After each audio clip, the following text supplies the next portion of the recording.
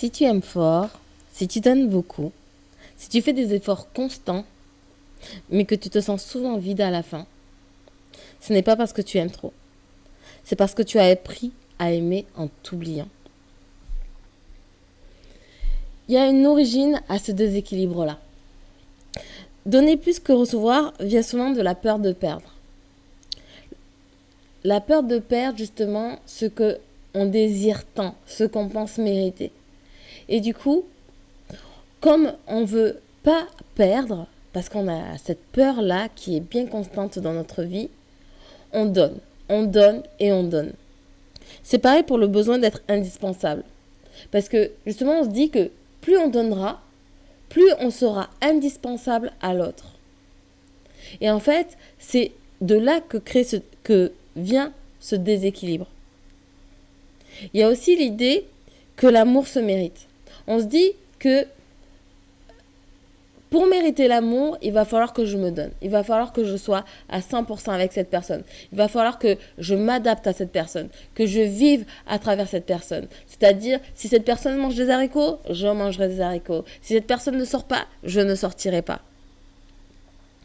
Tu as appris que pour être aimé, il fallait toujours faire plus. Et c'est ça la base, l'origine de ce déséquilibre.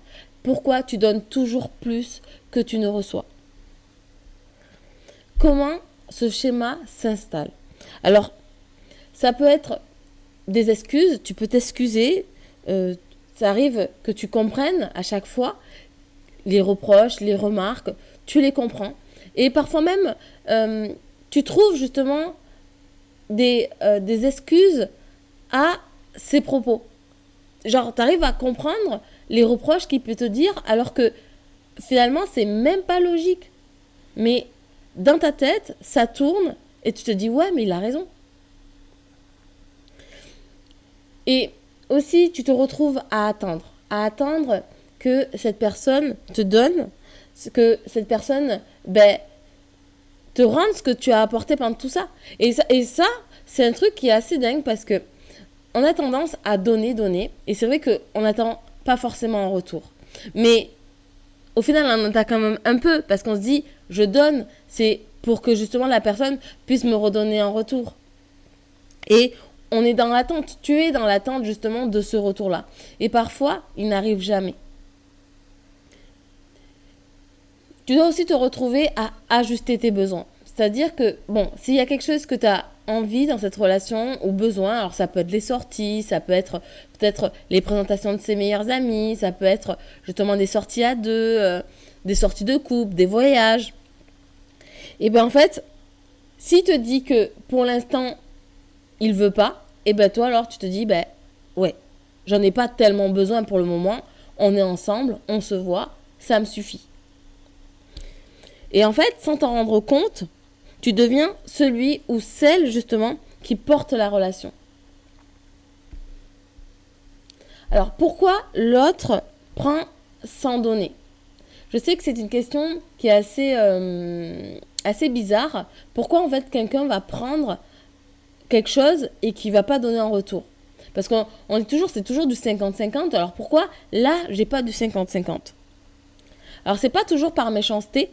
Même s'il y en a qui sont manipulateurs, qui sont pervers narcissiques, qui vont avoir tendance à te prendre et à pas te donner par justement manipulation et méchanceté, mais parfois parce que tu as montré que c'était possible, que la personne n'avait pas besoin de donner pour recevoir. En fait, ce que tu acceptes devient la norme pour cette personne. Et en fait, ça ne le force pas à aller donner en retour.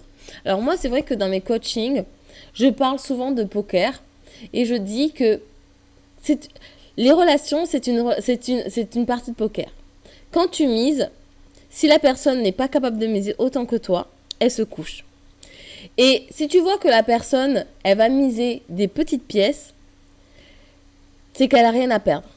D'accord? Et par contre, si tu vois que cette personne, elle va miser des gros billets, c'est que justement, elle est prête à s'investir et elle est prête à perdre. Et ça, justement, c'est ce qui est important dans une relation. Quand tu vois que la personne, elle est prête à donner, Ne serait-ce que des petites pièces. Si toi, tu donnes des petites pièces, ça va. Mais si toi, tu commences à vouloir miser gros et que cette personne en face, elle mise pas, c'est que c'est une personne qui ne sera pas capable de te donner. Et il y a des conséquences émotionnelles à cela. Tu peux ressentir de la fatigue émotionnelle, de la frustration silencieuse, même du sentiment d'injustice dans cette relation et la perte d'estime de toi. En fait, quand tu donnes, en espérant qu'un jour on te rende, ça te fait perdre des petits bouts de toi. Tu vois, cette fatigue émotionnelle, l'impression de toujours donner, alors, émotionnellement parlant, c'est-à-dire les sentiments, la joie, le bonheur, l'amour, et que la personne, elle te donne pas en retour, ça te nourrit pas. T'es pas nourri dans cette relation, donc du coup, t'es affaibli, t'es fatigué. Et même pour la frustration silencieuse, c'est que, en fait, tu n'oses pas forcément dire les choses, parce que t'as peur de perdre derrière. Donc tu continues à donner, mais finalement, t'es frustré, parce que toi, tu donnes, mais t'as rien. Et c'est pareil pour le sentiment d'injustice, c'est que tu dis mais pourquoi en fait il me donne pas, c'est injuste. Moi regarde tout ce que je fais pour lui, regarde toutes les émotions que je donne, tous les sentiments que je donne, les sacrifices et les concessions que je fais, et il n'est pas capable de me donner en retour.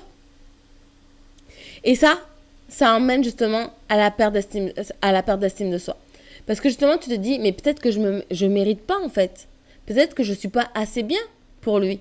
Et en fait, te dénigre.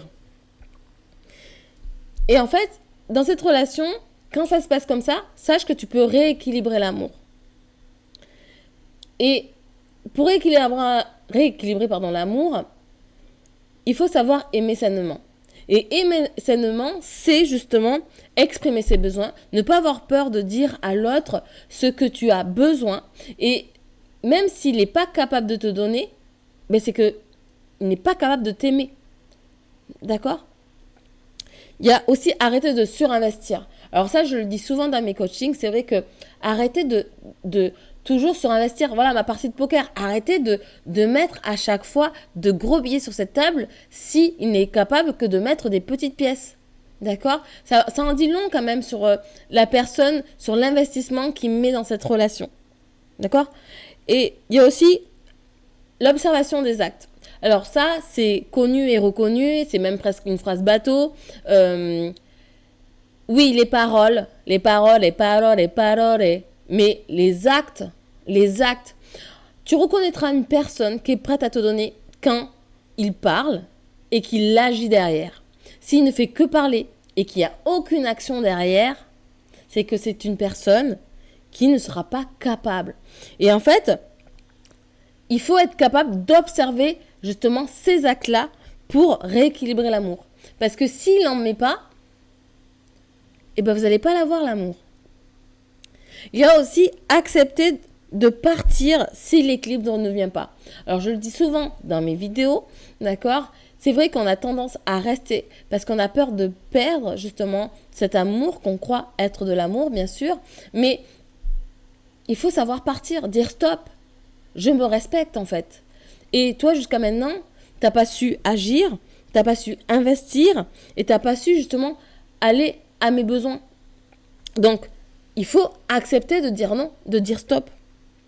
En fait, l'amour n'est pas un don à sens unique. Ok ? Tu n'as pas à te vider pour être aimé. L'amour sain circule dans les deux sens. Abonne-toi à Les Vérités de l'amour. Ici, on apprend à aimer sans s'effacer.